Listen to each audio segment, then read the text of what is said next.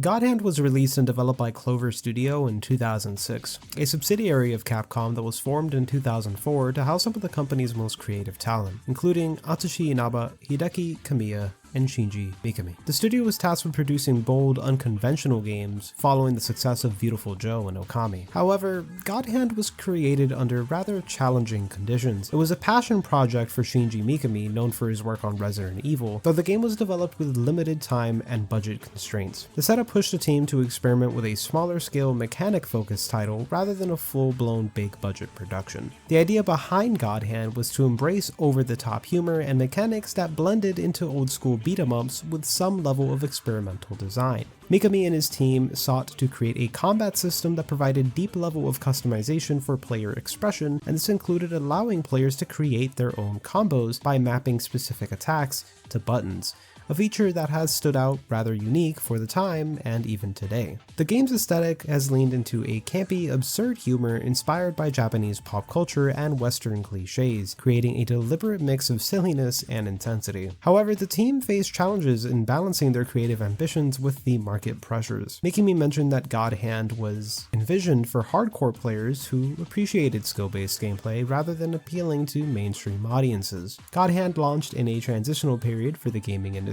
where developers were shifting toward high-budget cinematic experiences, as the PlayStation 3 and Xbox 360 were just entering the market. By contrast, God Hand felt like a throwback to arcade-inspired design, prioritizing gameplay over narrative polish.